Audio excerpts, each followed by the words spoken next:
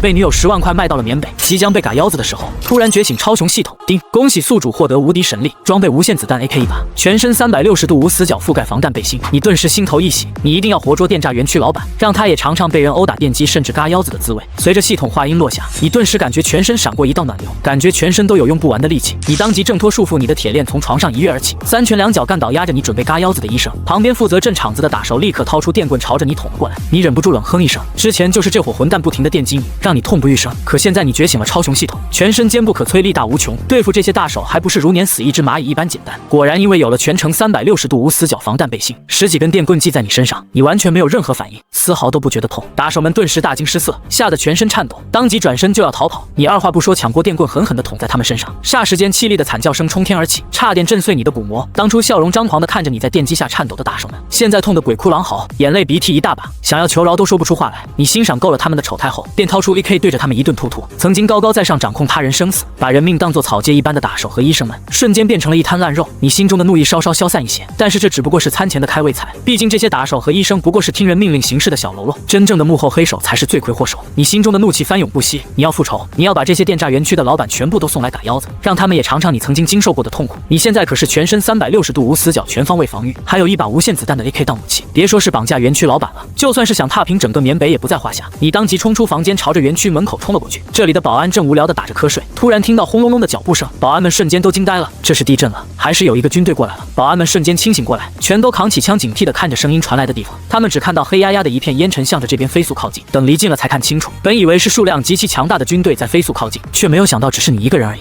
区区一个人竟然动静大到像一支军队，保安们立刻意识到你绝对不简单，超出常识认知的事情让他们心中警铃大响，二话不说便拉响了警报，请求老板派出支援，同时扛起枪瞄准你的脑袋就准备开战。可是你根本就不给他们开枪的机会，当即端起 AK 就是一顿突突突，密密麻麻的枪林弹雨过后，那些保安连惨叫的机会都没有，就全部倒地身亡。你抓起特意留下的一个活口，问他园区老板在哪里。保安原本咬紧牙关，至死如归，死活都不肯交代。你忍不住嗤笑一声，骨头还挺硬的，不过我最欣赏的就是你们这些硬骨头。你当即一根根掰断他的手指，那保安还咬紧牙关不说，你也不客气，直接打断了他的双手双脚。保安顿时坚持不住了，一个月才3000多工资，他又何必这么拼命呢？于是保安毫不犹豫地交代出了园区老板的所在地。你当即冲击园区，迅速赶往园区主楼的办公室。此时园区老板还正在和属下吃喝玩乐，突然你一脚踹开大门，以迅雷不及掩耳之势冲进去，将 AK 抵在园区老板的脑门上。老板和他的几个下属顿时大惊失色，吓得浑身颤抖。老板说话的声音都哆哆嗦嗦的。你是谁？你是怎么到这里来的？你想干什么？你看着这副熟悉又可憎的面孔，当初就是他笑眯眯的对那些保安下令，将你关进地牢里，对你进行了惨无人道的折磨。你对他简直是深恶痛绝，哪有心情跟他说话？当即抡起枪托对着他的猪脸就来了一顿物理暴击。园区老板被砸得鬼哭狼嚎，其他打手还想上前帮忙，你当即端起 AK 对准他们就是一顿突突。老板的手下立刻死了一半。这下众人看着你的目光带着掩饰不住的惊恐，他们终于知道你不是开玩笑的，你是真的会动手杀人。在手握真理的你面前，他们再也不敢逼逼。老板的态度也从刚才的有恃无恐变成了痛哭流涕。兄弟有话好好说，我应该没得罪过你吧？咱们之间是不是有什么误会？你说你想要什么，只要你能说出来，我都会给你办到。你忍不住嗤笑一声，一脚踹飞园区老板，反手甩了他70个大笔豆。误会？有嘎腰子的误会吗？不过你也没有跟他交谈，甚至是替他解决疑惑的兴趣，就是要他一头雾水不明所以，深深的处在恐惧中。你不说话只是一味的殴打，你不想让他死得那么痛快，毕竟园区里那么多酷刑他自己还没有尝过滋味，就这么死了简直太便宜他了。搞你腰子也就算了，这些畜生竟然还利用你的手机和身份信息冒充你向你的家人和亲朋好友索要钱财，甚至还想把他们也骗过来，也不知道你的家人们有没有被骗。你心中的怒火简直压抑不住，你必须要让这个老板生不如死，然后才能给他一个了结。经过你的一番物理暴击后，园区老板早已经变成了猪头，他跪在你面前痛哭流涕，身上突然传来一股难闻的味道。你仔细一看，原来这畜生的裤子都湿了。他对着你哐哐磕头，一边磕一边声嘶力竭地哭喊着：大爷，有话好说，都是误会啊！你简直要气笑了，哪里来的误会？他命人对你严刑拷问，让人把你拉去嘎腰子的时候怎么不说是误会？现在刀子落到自己身上了，他就知道痛了，也知道说误会了吗？可惜对这种畜生你是不会心慈手软的，也不会给他逃跑的机会。你掏出一把从医生那里抢来的柳叶刀，在他全身上下划过，想着先割哪一块才又痛又不会让他立马死去。对这把柳叶刀，园区老板熟悉得很，毕竟许多被他骗来抓来的猪仔们，就是在这种柳叶刀下面被割掉了器官，他们死时那痛苦的哀嚎声仿佛就在耳边响起。园区老板太清楚这柳叶刀割掉腰子的时候是多么痛苦了，他可不想变成和那些猪仔一样。园区老板吓得跪在你面前，对着你哐哐磕头，哭得声嘶力竭。大爷，我知道错了，求求你放过我吧，我家里上有80岁的老母，下有8个月的婴儿，我还不想死啊！我可以给你钱，我有很多很多的钱，我全都给你。你闻言不屑地嗤笑一声，在生命面前钱算得了什么？他以为你现在还在乎钱这种东西吗？况且只要嘎了他，他的钱就全都是你的。你露出一脸狰狞的笑容，手中挥舞着柳叶刀，一步一步地靠近园区老板。园区老板被你五花大绑，想逃想求饶却动都动不了，当即怒从心头起。起决定拼死一搏。他对着旁边的手下厮杀大吼：“你们都瞎了吗？趁着他只有一个人，赶紧一起上弄死他，不然我们就都得死！”他的手下们顿时清醒过来，凶神恶煞的就要一拥而上。你忍不住冷冷一笑，对他们露出一个饱含恶意的笑容。只是一个眼神就让这些喽啰们浑身颤抖，他们再也不敢过来拯救园区老板，反而是转身想要破门而逃。但是你不会给他们这个机会的。你当极端企 AK 冲着他们开始突突，虽然你将他们打成了筛子，但也故意避开了他们的致命之处，就是要让他们生不如死。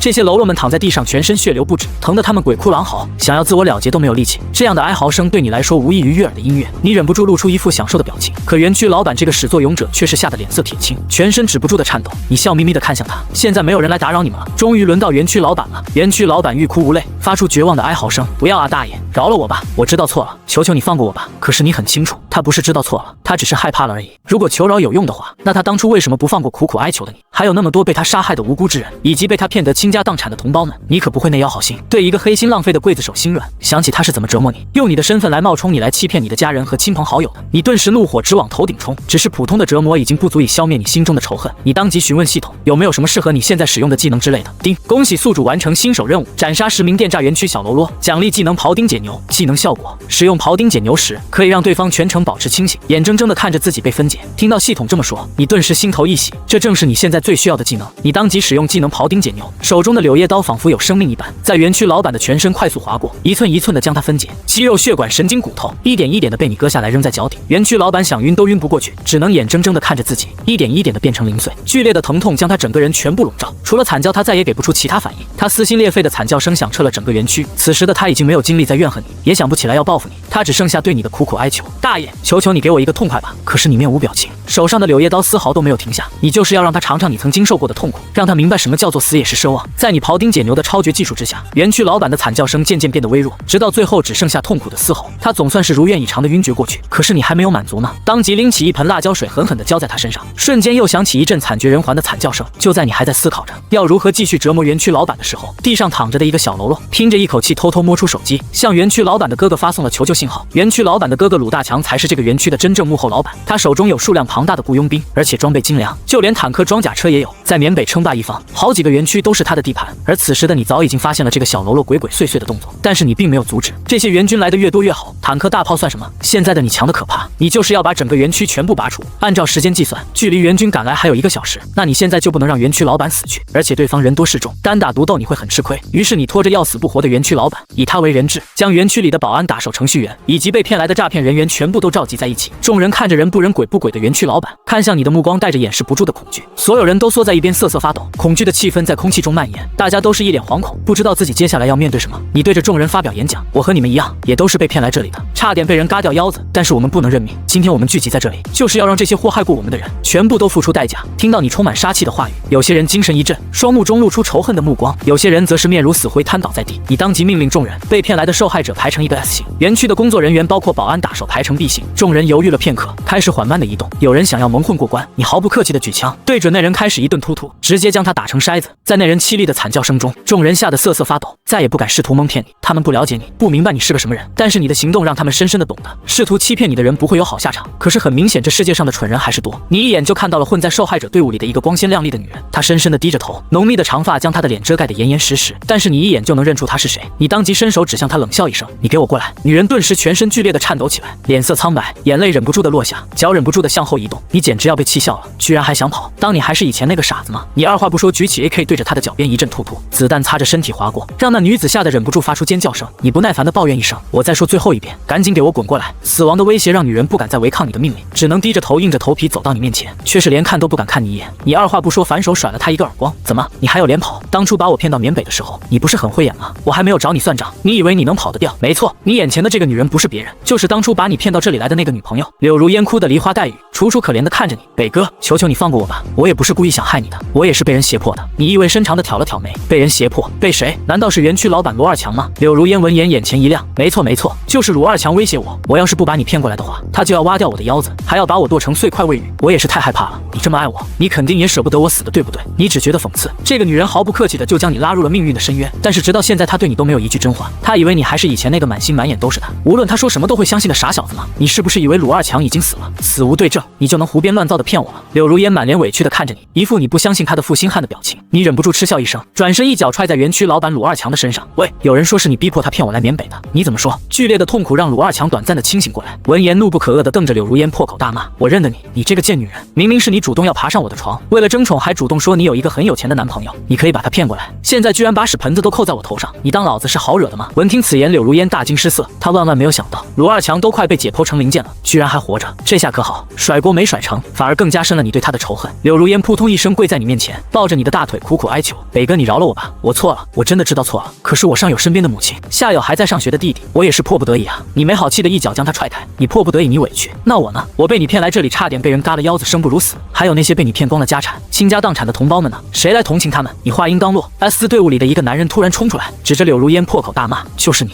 是你骗我来缅北的，你还信誓旦旦的跟我甜言蜜语，说什么只要我跟你来这里，你就同意嫁给我，可结果呢？全都是骗我的，我还被人嘎掉了一个腰子。说着那人便哭得泣不成声。有他开头，S 受害队伍里面也有几个人跳出来，指着柳如烟控诉他的罪行。你瞬间整个人都懵了，原来被柳如烟所害的人不止你一个，你只是他众多韭菜中的其中一根而已。可笑你当初还对他用情至深，听到他让你来这里，你丝毫没有怀疑的就跟着他来了，结果却让自己落入深渊。如果不是你运气好觉醒了超雄系统，恐怕你也是被嘎掉腰子，天天遭受电击的苦逼小喽啰中的一员。你气得全身颤抖。柳如烟，你都听到了吧？这么多人都是被你害的，你还有什么话好说？柳如烟恼羞成怒地瞪了一眼那些指控他的男人们，对着你却是如小白花一般哭得满脸委屈。对不起北哥，我错了，求求你原谅我吧。可是你已经不是曾经痴情于他的傻小子了，你不吃这一套，一句对不起就能够抵消你所犯下的罪行吗？我原谅了你，那谁来弥补我被你毁掉的人生？谁又来弥补这些被你骗的倾家荡产、腰子都被嘎掉的人？柳如烟吓得脸色惨白，当即死死抱住你的腿，哭得声嘶力竭。他还想继续再说什么挽回你的心，可是你已经不想再听这个蛇蝎妇人的只字片语，你当即掏出 AK， 抡起枪托对着他一顿暴揍。女人凄厉的惨叫声响彻全场，直到你出过了这口气，才举枪对着柳如烟一阵突突。柳如烟在痛苦中不甘心的死去，死的时候连眼睛都没有闭上，你却是毫不心软，直接将他丢进水牢里，让那些蛇虫鼠蚁将他的尸体啃得一干二净。随后你转身看向旁边的鲁二强，鲁二强见你连自己最心爱的女人都舍得下手，这更是让他吓得脸色苍白，全身止不住的颤抖，他的眼神中充满了恐惧和绝望。他痛哭流涕的向你苦苦哀求：北哥，我错了，我真的知道错了，我以后再也不敢了，求求你饶了我吧，我有很多钱，我把我所有的钱都给你，只求你饶我一条小命。你不屑的嗤笑一声，他以为用钱就能够买通你，让他这样满身罪恶的畜生留下他的狗命吗？他实在是太低估你了。可是鲁二强显然认为钱可以买通一切，他恐惧的眼神中微微闪过一丝傲慢，只要你能够放过我，那我就把我的10亿美元全部给你，这些钱足够你吃香的喝辣的，荣华富贵享受到下一辈子了。你愣了一下，说完全不心动是假的，毕竟10亿美元可不是一个小数目，你这辈子都没有见过这么多钱。看到你沉默下来，鲁二强顿时眼前一亮，表情也变得没有那么恐惧了，他好像感觉自己又醒了，对你说话的时候也微微带来一些自信。大爷，只要你能够放过我，我就把放钱的地方告诉你。你一眼就看出了他在想什么，他是担心把钱给你以后你会反悔，所以他要求你先放了他再把地址告诉你。你简直都无语了，都死到临头了还敢跟你耍这种小心机，看来你还是太过心慈手软了。罗二强，你也太小看老子了，我是你能用钱收买的吗？在仇恨面前，钱财根本不重要。今天你死定了，反正他也已经受够折磨了，你心中对他的怒气已经差不多平息，自然也不会再留着他的狗命给你添堵。你当即抡起 AK 将他全身的骨头一寸寸砸碎，因为庖丁解牛的技能效果还在，罗二强想晕都晕不过去，只能清醒的看着自己一寸寸碎裂，最后只剩脑袋。你直接将他的狗头砸成碎渣，彻底解决了他万恶的一生。当然罗二强这个罪魁祸首是要杀的，但是他的钱你也不会放过。罗二强既然信誓旦旦的说他可以用这10亿美金来换自己一条命，那么就说明这10亿美金肯定还在园区里面，不会离得太远。可是你现在没有人手，只靠你一个人不可能再看管园区的小喽啰们，同时又去做其他事情。于是你询问系统有没有天降神兵之类的技能，下一秒系统的机械音在耳边响起：恭喜宿主报仇雪恨，解决欺骗你的唱鬼女友，杀死小 boss 园区老板鲁二强，奖励技能全民皆兵。技能效果：宿主可以让与你同一阵营的人变成你的士兵，同时你的士兵将和你一样拥有全副武装无限子弹 AK 以及全方位无死角防弹背心，并且宿主可以激活你属下士兵的超雄属性和隐藏的仇恨，激活时限为全民皆兵技能解除为止。你闻言顿时眼前一亮，这岂不是相当于说你手下会有一队略逊于你的超雄军队吗？你大概统计了一下，现在整个园区里的被骗的受害人大约有8万左右，你当即对他们使用技能全民皆兵，下一秒刚才还愁眉苦脸的8万受害者瞬间摇身一变成了8万名气势汹汹的士兵，个个手持 AK 全副武装，表情凶神恶煞，一副马上就要冲出去跟人决一生死的模样。你忍不住露出满意的笑容，当即向他们下令搜索整个园区，掘地3尺也要把那10亿美金找出来。果然人多力量大，8万士兵训练有素，很快就将10亿美金送到了你面前。你也不是个小气的人，自然深知有功当赏有过则罚的道理，这样才能激起士兵的积极性。于是你拿出2亿美金奖励给了这8万人，到时候等这边的事情解决完以后，他们就能够凭借这些钱回到自己的家乡重新开始。当然这都是后话，当务之急是要抗住鲁大强的攻击。你当即询问系统关于鲁大强的兵力信息，鲁大强此人盘踞缅北数十10年，手下有雇佣兵10万人以上。宿主刚刚占领的这个园区只是他控制的园区其中之一。宿主只要摧毁鲁大强集团，就能激活更多超雄武器。你估算了一下双方的实力，对方是10万身经百战的雇佣兵，你手底下是8万新兵蛋子。但是好在你有系统的技能加持，双方勉强算是旗鼓相当。可问题是鲁大强手底下有坦克、装甲兵等超强装备，可你这边却全都是单兵。你正为难之时，系统的机械音再次在耳边响起。叮，恭喜宿主开启系统商城，宿主可以用现金兑换武器装备以及适合士兵享用的食物。话音刚落，你的眼前就出现了一个虚拟的面板，上面琳琅满目的陈列着各种武器，从轻武器的到重武器应有尽有，还有各种鬼畜版本的超雄武器。你忍不住仰天长啸，鲁大强，有种你就来啊，我一定会让你付出代价。你打开系统商城，仔细浏览着上面的武器。你现在只有8亿美元，因为资金不足无法兑换太多超雄武器，你只能先兑换普通武器。很快武器装备便出现在眼前，你本来还有些担心士兵们不会用这些武器，毕竟他们以前也只是普普通通平民百姓，根本没有机会接触任何军事武器。但令你没有想到的是，系统奖励的全民皆兵技能效果竟然这么给力。现在你手下的这8万人全都是合格的全能兵，别说是坦克、装甲车、直升机，就是给他们一艘航空母舰，他们也照样能够轻松驾驭。与此同时，鲁大强接到消息，得知自己手下的一个园区被一群他看不起的人占领，顿时怒不可遏。他二话不说便集70万部队，立刻赶来园区营救自己的亲弟弟。可是他万万没有想到，你居然会先下手为强。鲁大强的军队刚走到半路，你便率领8万士兵开着装甲车、坦克，气势汹汹地朝他们冲了过去。这黑压压的一片让鲁大强大惊失色，当即让自己的军队停下来，立刻进入战斗状态。虽然他的命令下得很果断，雇佣兵们也训练有素，执行力很强，但是都比不过你的速度。你直接下令发动攻击，成千上万的坦克、装甲车齐齐发射，炮弹在宋鲁大强的军队中炸开，四面八方都是轰隆隆的爆炸声，雇佣兵发出凄厉的惨叫声。第一次面对如此强大的火力压制，鲁大强吓得裤子都湿了。他盘踞在缅北这么多年，从来没有遇到过这么强大的敌人，即便是缅北军区的官方部队，在他的10万雇佣兵面前也如土鸡瓦狗一般不堪一击。可是现在一群来历不明的小喽啰居然有这么好的装备，将他们压着打，这实在是太可怕了。对方究竟是多么强大的实力？鲁大强顿时吓得全身颤抖，声嘶力竭地怒吼着：“都给我冲！所有部队全都给我冲上去，用人海战术打垮他们！”随着他一声令下，残存的雇佣兵军队蜂拥而上，黑压压的一片铺天盖地的如潮水般涌了过来。如果换了普通人，恐怕吓都要被吓死了。但是你有系统加持的8万全能兵以及无限火力支持，你淡定地朝着鲁大强的方向微微一笑，直接一挥手，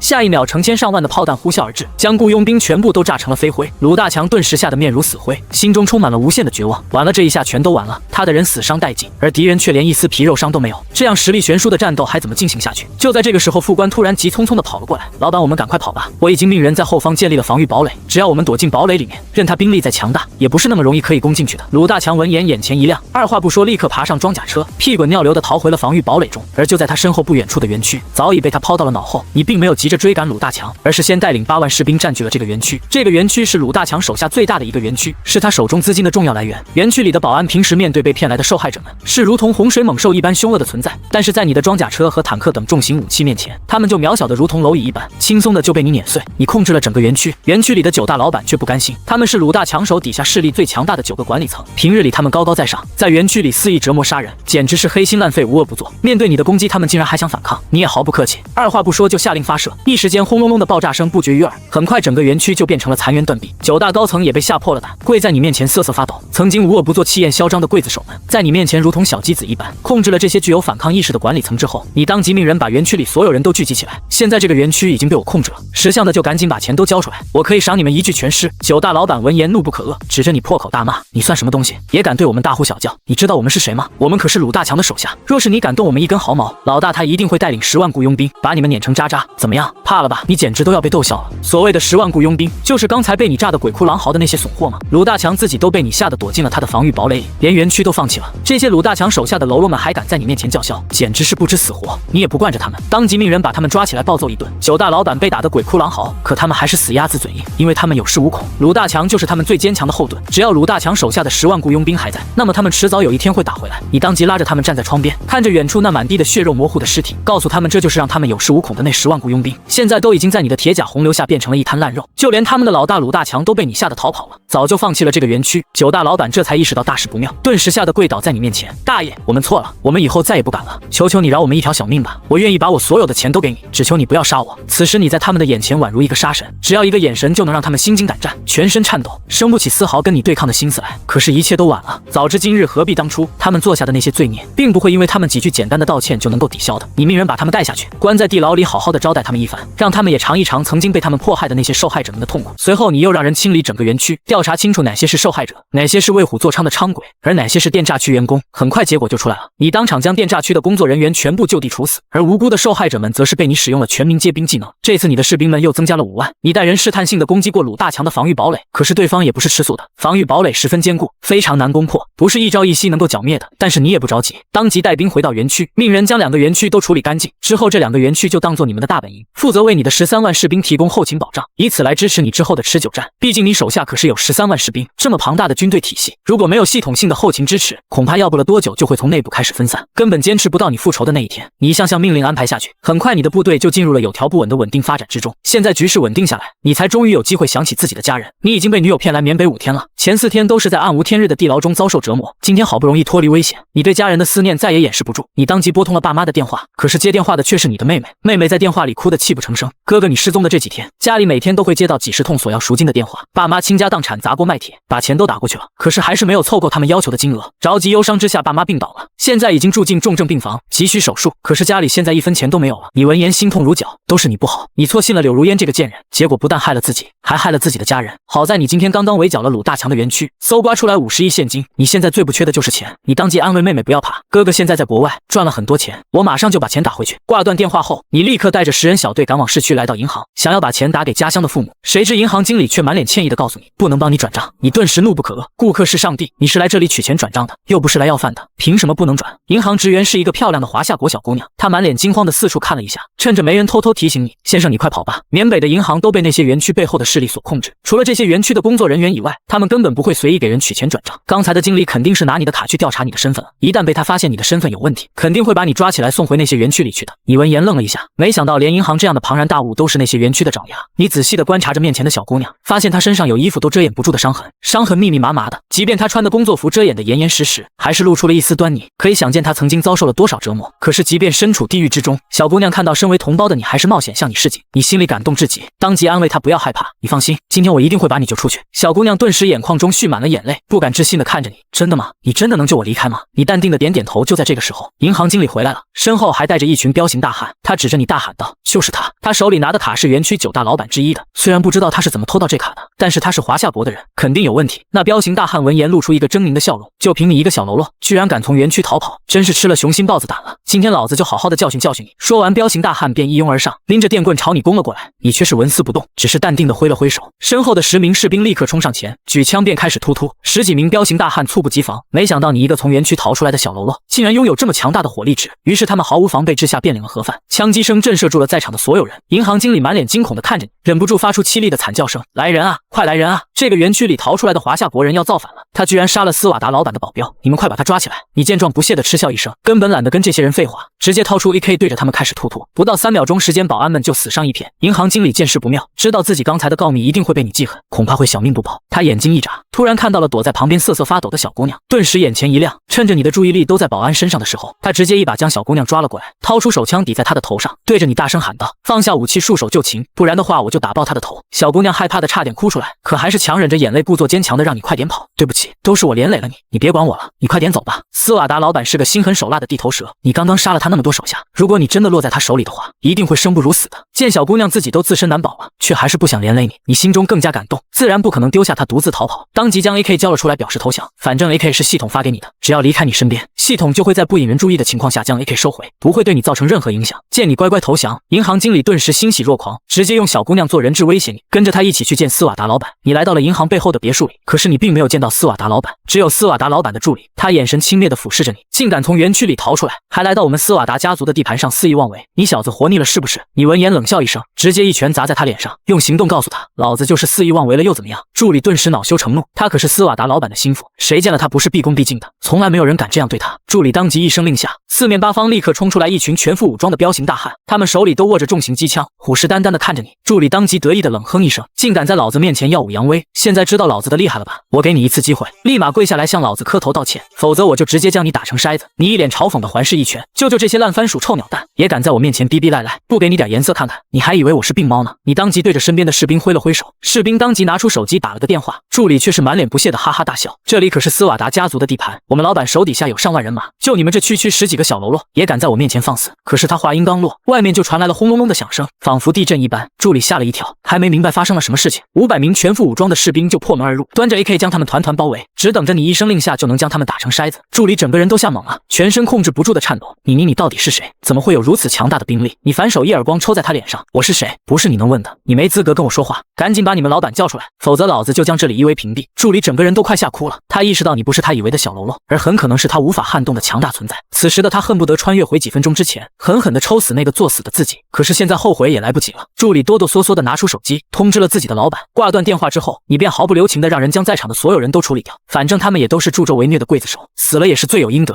话音落下，你便带着小姑娘离开了别墅。你刚关上房门，就听到里面传来一阵阵枪声和凄厉的惨叫声。不过几秒钟之后，一切就又重新归为平静。很快消息就传到了斯瓦达老板的耳朵里，他简直难以置信，居然有一个园区逃出来的小喽啰大闹他的银行，抢走了一个银行职员，还杀掉了他的助理和100多个打手，这简直就是骑在他脸上拉屎撒尿。他从来没有遭受过这样的侮辱。斯瓦达老板顿时怒不可遏，居然敢在我的地盘上撒野，还杀了我的人！来人，给我查清楚这小子到底是什么来头，我要让他付出代价，让他们死无葬身之地。而与此同时，你已经回到了园区，你深知今天杀了斯瓦达老板的人，他肯定会恼羞成怒报复于你，所以你提前做好准备。你让手下的13万士兵轮流站岗，整个带弹，随时准备展开战斗。同时，你向系统询问了有关于斯瓦达老板的信息。斯瓦达老板是金三角地区的一个小军火商，因为不满足于手下的势力，可是又不敢与其他势力争斗，便来到缅北发展。凭借手里的军火渠道以及手下的2万士兵，在缅北打出了一番天地。听到系统给出的信息，你忍不住嗤笑一声。就这种在金三角争斗失败，不得不逃到缅北来的丧家之犬，手里面只有这么一点人，居然还敢如此放肆，简直是不知死活。更重要的是，他居然和园区这些臭虫勾结在一起，祸害华夏同胞。你绝对不会放过他，势必要让他付出代价。你深谙先下手为强的道理，可不会等斯瓦达老板聚集手下的势力，你当晚便集结部队，派出5万人马，直奔斯瓦达老板的老巢。斯巴达老板的老巢在一座山谷里，守卫森严，易守难攻，士兵们都愁眉苦脸的，连忙来请示你应该怎么进攻。你忍不住嗤笑一声，你又不是将军，也不是来攻城拔寨的，你可是超雄战士，你的手段当然和普通战士不一样。你当即向系统购买了1万架无人机，飞到山谷的上方，向下面抛洒农家肥，并且在其中混入了易燃的磷粉。农家肥洒下的瞬间，浓烈的臭味铺天盖地的涌来，即便是那些打手们面上都覆盖着面罩，也阻挡不了这样强势的臭味攻击。随后你又派出一批无人机向上向下抛洒，火星子落在掺和在农家肥中的磷粉上，瞬间点燃，一股主屎的味道在山谷中弥漫开来。士兵们被熏得呕吐不止，全身早已失去了力气，他们拼命的想要往山谷外爬，逃离这个臭味攻击的聚集点。但是你怎么可能给他们机会呢？那些磷粉被他们的动作引起的气流带动，死死地粘在他们身上，燃烧的火焰炙烤着打手们的血肉，让他们发出犀利的惨叫声。而且这些火焰是贴着人的身体在燃烧，根本扑不灭。整个山谷中都是鬼哭狼嚎声，可是你却没有丝毫的心软，毕竟被他们害得倾家荡产、家破人亡的人数不胜数，他们落得今日的下场也是罪有应得。甚至你还觉得有些不解气，你不断地派出无人机重复刚才的攻击，一轮又一轮，直到整个山谷只剩下一片残垣断壁，以及一堆堆被烧成黑炭的尸骨。除此之外，再没有一个活的生物，你这才下令停止攻击。就在这时，系统发出提醒：丁，宿主请注意，检测到斯瓦达老板正在距离此处10公里的方向，并且正在飞速逃离，请宿主立刻前去追击。你忍不住笑出声来，没想到斯瓦达这个老东西居然贪生怕死，没有和他的手下们一起守在营地里，而是偷偷在附近观察战况，见势不妙，竟然脚底抹油溜了。你自然不会放过这个罪魁祸首，当即带领5万士兵开着坦克和装甲车飞速追击。很快你就将逃跑的斯瓦达老板团团包围。斯瓦达老板吓得面色苍白，冷汗直冒，说话的声音都带着些微的颤抖。你到底是什么人？你想要怎么样？我们远日无冤，近日无仇的，没必要打生打死的，对吧？你站在装甲车上，居高临下的俯视着他，轻蔑的嗤笑一声，还在装傻？你以为我不知道吗？你和园区的那些畜生勾结在一起，肆意的残害我华夏同胞，如果不是老子够强，也早就遭了你们的毒手，腰子都被嘎掉了。今天你必死无疑。斯瓦达老板这才意识到你是多么可怕的对手，刚才山谷里的战斗他全程都看在眼里，如果你只是用坦克和炮弹打败他，他都没有那么害怕你，可是你却用了那样惨绝人寰的攻击方式，简直是让人生不死如死，死也死得不安宁。他觉得你比他这个缅北的魔鬼还要恐怖1万倍。斯瓦达老板简直悔不当初，他扑通一声跪在你面前，哭得声嘶力竭：大爷，对不起，都是我的错，我以后再也不敢了。我给你钱，我有很多钱，我手里有足足300亿美金，我全都给你，只求你饶我一条小命。300亿的确不是个小数目，但是在满心仇恨的你面前却是不值一文。这种畜生死不足惜，见你不为所动。斯瓦达老板吓得魂都要飞了，现在他不敢再跟你动心眼，也不敢再有丝毫保留，他企图用自己手里的军火渠道换取自己的一条小命。大爷，你虽然实力强大，手下的士兵也人多势众，但是再怎么样你也需要一条稳定的军火供应，不然要不了多久你就会被自己拖垮。我手里有稳定的军火供应渠道，如果你觉得还不够的话，我在金三角也有一定的人脉，只要你饶我一条命，我保证让你在缅北有足够的军火能够称王称霸。斯瓦达老板越说越有信心，可是你却是像看跳梁小丑一样的看着他。你现在有系统当作后盾，手里的武器都是无限子弹，根本不用担心军火供应不上，这种垃圾根本没有资格跟你谈判，也没有资格成为你的合伙人，就连当小弟你都嫌他脏。可是你突然想到，虽然你不需要这些军火，但是你的敌人需要。现在还有一个鲁大强在前方虎视眈眈。据斯瓦达老板所说，他是缅北最大的军火供应商，那么鲁大强的军火很可能也是从他这里得来的。那么你就必须先切断他的军火来源。你当即装作接受了斯瓦达老板的投诚，命他先交出他手中的300亿美金。斯瓦达老板心疼的面容扭曲，他万万没有想到，自己都已经把军火供应渠道这样的关乎身家性命的底牌都拿出来了，你居然还是没有放过他，把他的300亿美金全都搜刮完了。斯瓦达老板表面笑嘻嘻，心里把你骂得狗血喷头。留得青山在，不怕没柴烧。臭小子，你给我等着！只要我这条军火渠道还在，那么迟早有一天我可以东山再起，到时候必定要让你死无葬身之地。他的这点小心眼你全都看在眼里，却不以为意，因为你也没打算留他的命。拿到300亿美金之后，你将其中的130亿分发下去，当做士兵的奖励，剩下的钱你全都存进了系统商城内，只有这样才能够万无一失。斯瓦达老板名下的银行也被你彻底接管，你当即打了10个亿给妹妹，让她立刻带爸爸妈妈去治病，要最好的医院、最好的医生，不管付出什么代价，都要把爸爸妈妈治好，不管花多少钱，哥哥这边都能够供应得上。妹妹看到银行卡里那长长的一串零，顿时惊得下巴都差点砸在地上。哥哥这到底是在国外做什么工作，怎么能赚这么多钱？你没有过多解释，只是随便敷衍了几句便挂断了电话。随后你跟着斯瓦达老板来到了他的军火基地，这里装满了像一座座小山一样的各种武器，可是你却敏锐地发现这军火库有一半是空的，而且看痕迹很明显，这里之前存放过大量的武器。你当即把斯瓦达老板抓了过来，问他这些武器都到哪里去了。斯瓦达老板还想装傻，你冷笑一声，二话不说就命人把斯瓦达老板扒光了，扔在粪坑里，然后开足了冷气。在零下20度的粪坑里，斯巴达老板一边要忍受着铺天盖地的臭味攻击，一边还要担心自己身上的零件被冻坏了。他哭得声嘶力竭地向你求饶：大爷，我错了，我再也不敢撒谎了，我交代我全都交代。你嗤笑一声，现在想要交代，晚了，老子已经不想知道了。你命人堵住他的嘴，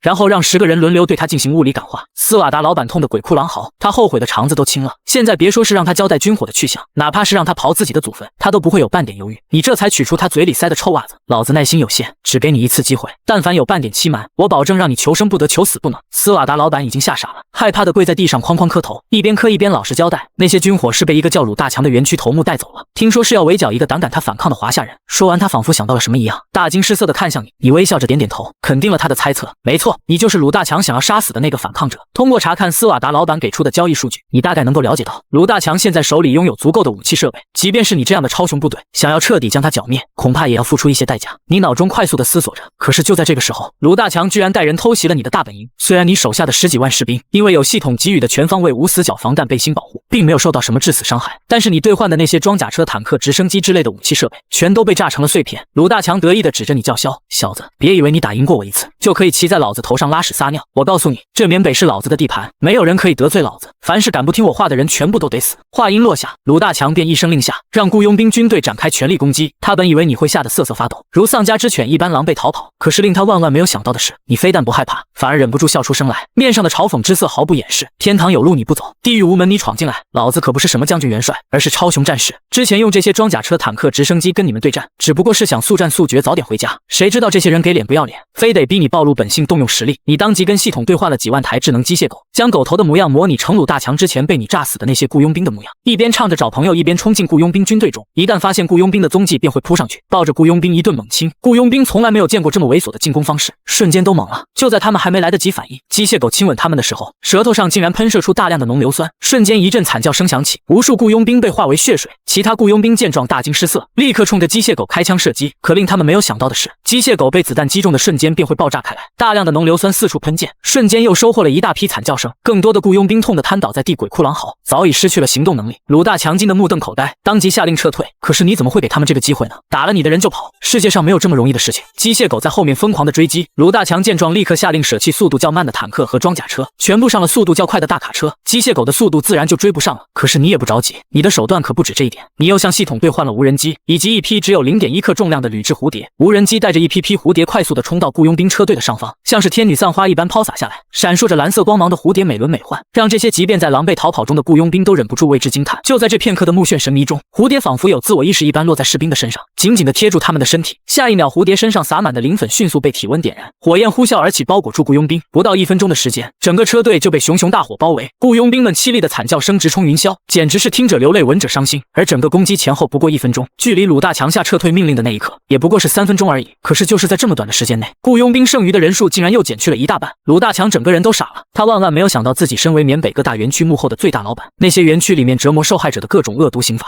几乎都是他带头设计的。可是今天见到了你这层出不穷的的猥琐流攻击方式，他才深深的意识到自己的那点战斗力在你面前简直就是弟弟。此时此刻，他是真的害怕了。他不但实力比不过你，军事设备比不过你，就连凶残他都比不过你。鲁大强忍不住怒吼着：“这到底是个什么东西？他为什么有这么多出其不意的攻击方式？”你听到鲁大强崩溃的哭喊声，忍不住微微一笑：“你可是觉醒了超雄系统的战士，不但有超雄的凶残、恶毒，还有属于战士的坚韧强大，简直就是强化版恶魔的超级加倍版本。”在你强大的攻势下，鲁大强也和其他雇佣兵一样，在剧烈的痛苦中声嘶力竭地惨叫着死去。从他狰狞的表情以及凄厉的惨叫声，可以看得出来他死得很痛苦。至此，你剿灭了整个缅北地区的恶势力，解救了所有被他们骗来的同胞，并且将搜刮来的几千亿美金拿出一半分发给受害者，并且送他们安全回国重新开始。而你完成任务后便撤销了全民皆兵的技能，技能效果解除，13万士兵也重新变回了普通人。之前的那段记忆被系统彻底封存，你让他们各回个家，自己也带着1000亿美金，第一时间赶到了父母身边。但是枭雄系统时刻跟着你，一旦发现这些恶势力死灰复燃，以便会立即化身超雄战士，再次强势出击。